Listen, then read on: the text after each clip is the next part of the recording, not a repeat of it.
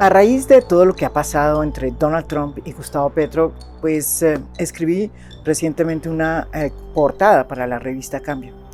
Y así comienza, recordando lo que pasó hace 15 años en una reunión impensable en Santa Marta. A pocas horas de tomar posesión, el presidente Juan Manuel Santos invitó a su homólogo, el presidente Hugo Chávez de Venezuela, a un encuentro además que buscaba recomponer las relaciones entre los dos países, que estaban en muy mal estado. La cita no podía ser más improbable, porque se sabía que Chávez y que Juan Manuel Santos eran amigos irreconciliables. Cuando Juan Manuel Santos había sido ministro de Defensa de Álvaro Uribe, informes de inteligencia le habían mostrado dónde quedaban los campamentos de las FARC, en Venezuela. Y en cada discurso que podía hacer, no bajaba a Chávez de protector de las FARC. Este último, Chávez, a su turno no se había quedado atrás, porque llegó a tildar a Santos de ser el candidato de un régimen mafioso, candidato presidencial de un régimen mafioso. Sin embargo, 3 días después de llegar al poder y de ganar las elecciones, Juan Manuel Santos invitó a Chávez a que se sentara en Santa Marta. Y en una rueda de prensa, luego de esta reunión inverosímil, salió y presentó a Hugo Chávez como su nuevo mejor amigo. Este apunte mordaz y desde luego irónico, que enmarcó este improbable encuentro, le cae como anillo al dedo al acercamiento que acaba de darse entre Donald Trump y Gustavo Petro. Guardadas proporciones en 55 minutos de charla telefónica pedida por Petro, desde luego, ambos pasaron de ser enemigos irreconciliables a nuevos mejores amigos. Como, repito, guardadas proporciones, pasó con Santos y Chávez. ¿Cuánto puede durar esta luna de miel? Difícil predecirlo, porque es que en este mundo todo parece estar cambiando, no cada hora, sino cada segundo. Miren lo que está pasando en Irán, miren lo que está pasando en Venezuela. Lo que sí parece evidente es que las primeras implicaciones de este encuentro impensable entre Donald Trump y Gustavo Petro es que la oposición colombiana ha quedado bien descolocada. La dejó tan desconcertada este encuentro que aún no sabe dónde quedó parada. A los uribistas, viquicistas, abelardistas y todos los istas que haya en la derecha, que hicieron todo para envenenar a Donald Trump contra Petro, pues les debió sorprender verlos hablando en tan buen tono, como dos nuevos amigos. Se inventaron la mentira de que Petro era el jefe del narcotráfico. Y después dijeron que también era socio del Cartel de los Soles, otra patraña que también se está derrumbando. ¿Y qué les pasó? Pues que fracasaron de manera estruendosa, porque a pesar de que fabricaron este historial tan diabólico a Gustavo Petro, pues no pudieron impedir que Donald Trump se sentara con el presidente colombiano a arreglar las vainas. Una oposición que cree que puede llegar al poder así, de esa manera, no tiene ninguna oportunidad de sorprendernos. Mucho menos si piensa que la fórmula es escalar los ánimos, exacerbar la petrofobia, para conseguir presentarse o posicionarse como la fuerza que va a traerle al país la estabilidad institucional, como dicen ellos. No se dan cuenta que este país cambió y que lo que ellos llaman estabilidad institucional es un eufemismo para invocar un statu quo que ya está caduco, viejo, y que no representa los nuevos centros del poder que hay en el país. En este sentido, Petro es un presidente con suerte. ¿Quién lo creyera? Pese a que ha hecho un gobierno caótico en el que todo se le queda a medias y en el que el poder real es ejercido por un Sanedrín impresentable que se ha robado el Estado, pues el mandatario ha sido afortunado porque tiene una oposición que se ha quedado anclado en la Colombia de hace 25 años, que no tiene imaginación ni capacidad de sintonizarse con el país de hoy. También a Petro le ha servido, y vaya paradoja de nuevo, pues la llegada de Donald Trump al poder, porque le ha permitido desempolvar el discurso antiimperialista, propio de una izquierda vieja que ha revivido curiosamente un Petro que muchos no conocíamos, un Petro radical, que habla de volver incluso a las trincheras y que cree en la polarización y en la pelea. Y ese Petro le gusta mucho a la izquierda, pero ahuyenta los votos del centro y de centro izquierda. En cambio, la oposición, a falta de nueva savia, pues se ha convertido en una repetidora de las consignas de MAGA, el movimiento que llevó al poder a Donald Trump en los Estados Unidos. MAGA significa Make America Great Again, hacer América grande otra vez. Un ejercicio que, por ejemplo, aquí en Colombia lo hace perfectamente María Fernanda Cabal, una de las figuras más importantes del centro democrático.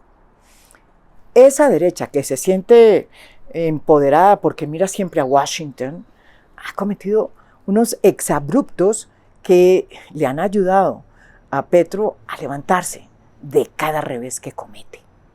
El último es de colección, porque la derecha ha salido a decir sin ninguna pena que vería muy bien una intervención militar en Colombia, como la que se llevó a cabo en Venezuela y que se llevó a Maduro. Así lo ha dicho. Por ejemplo, lo ha dicho una representante de Cambio Radical del Meta, Lina María Garrido, en una entrevista que todos lo vimos en la W. Sin sonrojarse, ella dijo que Petro debería ser objeto de una operación militar similar a la que se había llevado a Maduro de Venezuela.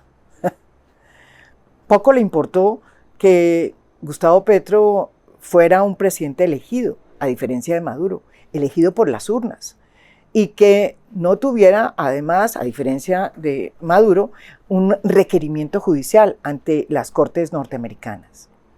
Otro que salió del forro fue el propio expresidente Álvaro Uribe, siempre tan calmado, o por lo menos últimamente tan calmado. Pues bien, en una entrevista que a mí personalmente me sorprendió, que concedió al diario El Tiempo, pues insinuó, más que insinuó diría yo, que una intervención militar como la que se hizo Estados Unidos en Venezuela, pues era plausible en Colombia, porque, abre comillas, las circunstancias de Petro iban pareciéndose a las de Maduro.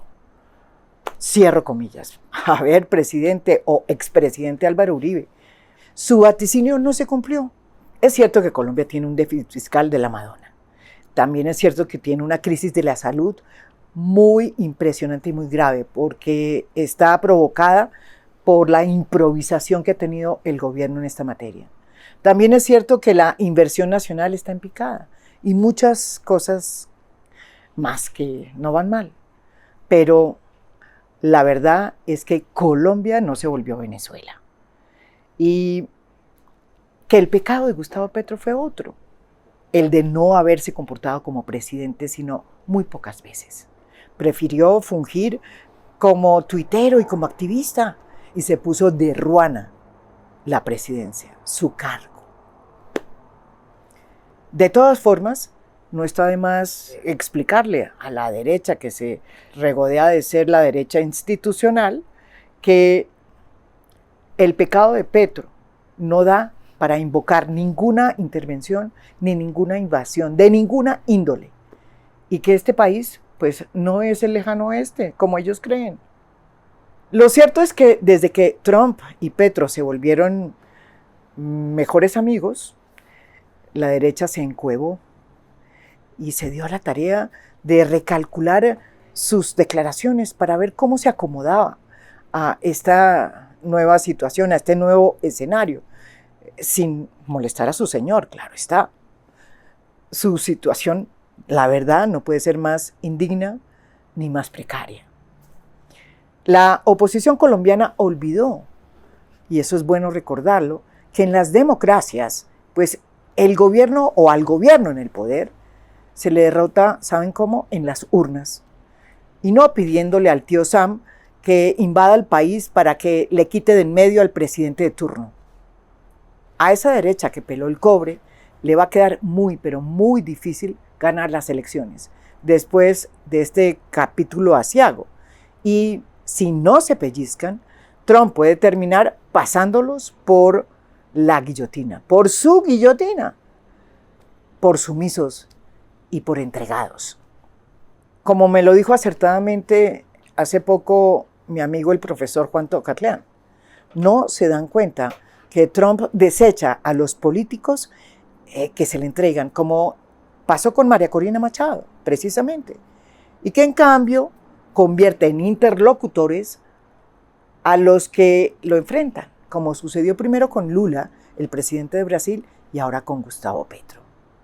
Petro debería utilizar este golpe de suerte para enmendar varios de sus errores, sobre todo los errores derivados del fracaso de la paz total, y lograr, por ejemplo, un acuerdo con la nueva presidenta interina de Venezuela, Delcy Rodríguez, que le permita, por ejemplo, sentar las bases para que el próximo presidente pueda frenar la expansión del ELN, la última guerrilla que nos queda en Colombia. Esta organización armada hoy controla, óiganme bien, toda la extensa frontera de 2.219 kilómetros que hay entre Colombia y Venezuela, así como lo oye. El ELN todavía mantiene en esa frontera un enfrentamiento con facciones de las disidencias de las FARC y con la Segunda Marquetalia, que dirige Iván Márquez. Y prueba de su poderío en Venezuela, poderío armado, es lo que sucedió hace 4 meses, cuando en territorio venezolano el ELN, en una operación militar, acabó con la vida del Zarco Aldínever, el segundo hombre de Iván Márquez en la Segunda Marquetalia, y a quien la Fiscalía colombiana ha señalado de ser uno de los posibles responsables del asesinato del senador Miguel Uribe. Además de que el ELN controla toda la frontera colombo-venezolana, también controla desde hace varios años el arco minero que queda en Venezuela, que es un lugar donde hay una cantidad de minerales y se beneficia precisamente de las extracciones de oro y de diamantes blancos. También tiene el monopolio de los cultivos en Catatumbo y también el de la venta de la cocaína proveniente de sus cultivos, como si fuera poco. Y según mis fuentes, todo este escenario hace que el ELN sea hoy una guerrilla con mucha plata, que se da el lujo de pagarle a los guerrilleros un sueldo mensual de 6 millones de pesos. Pa' mal, como dicen por ahí. Aunque no se sabe quiénes son los que protegen al ELN en Venezuela, es evidente que esta guerrilla cuenta con aliados muy importantes y muy claves que la respaldan dentro del régimen.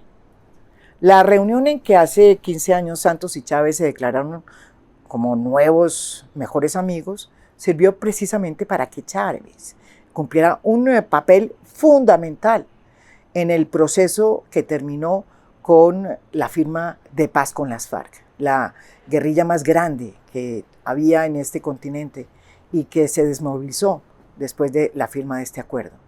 Desde su lecho de muerte, en el momento más crítico, Chávez estuvo presente y siempre ayudó a que se desataran las crisis y siempre estuvo muy pendiente de que las FARC firmara ese acuerdo y se saliera de Venezuela.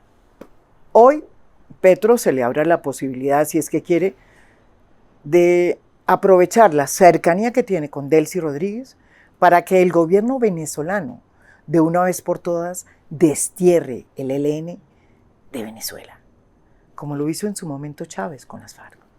ese hecho, esa decisión, repito, abrió la posibilidad de un proceso de paz certero con las FARC. Sin Chávez no hubiera habido proceso de paz ni acuerdo de paz. Esta guerrilla, la del ELN, en su última conferencia se declaró defensora de la revolución del siglo XXI y se declaró también como una guerrilla binacional. Pero en realidad, como lo ha dicho muchas veces el propio Gustavo Petro, el ELN está utilizando el control de la frontera para extraer minerales, vender cocaína y llenarse de dinero. Desde que se produjo la invasión, se ha registrado, eso sí, una salida profusa de guerrilleros de los 2 campamentos venezolanos que tiene el ELN en Venezuela hacia Colombia, lo cual implica que las condiciones de abrigo que tenía la guerrilla pueden estar empezando a cambiar. Todavía es muy pronto para saber qué va a pasar con esta saga de los nuevos mejores amigos. Sin embargo, el país y Petro están mucho más tranquilos. Y desde que el presidente es el nuevo mejor amigo de Donald Trump, pues se ha bajado el tono de los trinos incendiarios a los que nos tenía acostumbrados y los ha reemplazado por frases de estadista. Ojalá dure este milagro, este Petro con frases ponderadas, presidenciables, y pueda el presidente acabar su gobierno sin tener que preocuparse por cuidar su trasero.